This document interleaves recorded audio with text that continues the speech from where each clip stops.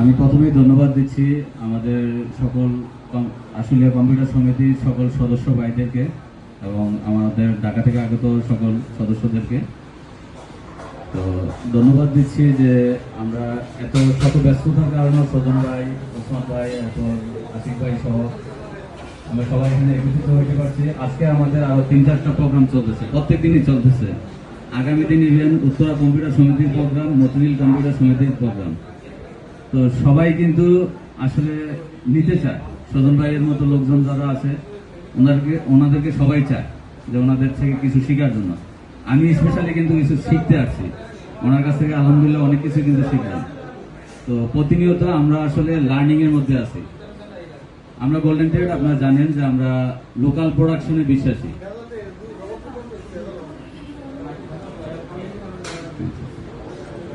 আচ্ছা, যদিও ইফতারি সময় হয়ে গেছে, আমাদের সভাপতি স্যার বললেন, তো আমরা এখনই হয়তো দোয়াতে চলে যাব।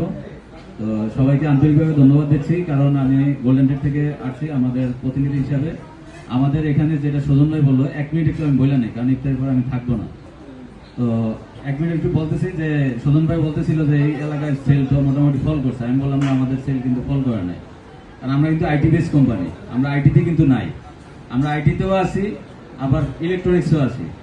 প্যারালালি আমরা ডাইভার্সিফিকেশন বিজনেস, যদি আপনি প্রতিনিয়ত চান যে পিসি সেল করে টিকে থাকবেন, তাহলে জীবনও সম্ভব না। আপনি পিসির পাশাপাশি রাউটার উঠাইতে হবে, এফপিজিএস আইটেম উঠাইতে হবে, অনু উঠাইতে হবে, ওএলটি উঠাইতে হবে, বিভিন্ন আইটেমগুলো উঠাইতে হবে।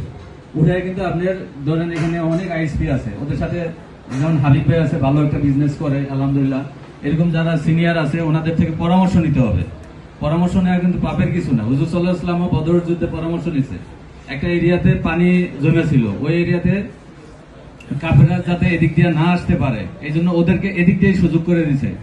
সুযোগ করে দেওয়ার ফলে হয়েছে কি, ওরা যখন ঘোড়া নিয়ে আসতেছে তখন কিন্তু পানির কারণে, ওদের কাদামাটির কারণে কিন্তু ওদের স্পিডটা কমে গেছে। তো পরামর্শ সবার থেকে নিতে হবে। ধন্যবাদ সবাইকে, যেহেতু সময় কম আমি আমার বক্তব্য এখানে শেষ করতেছি। আসসালামু আলাইকুম ওয়া রাহমাতুল্লাহ।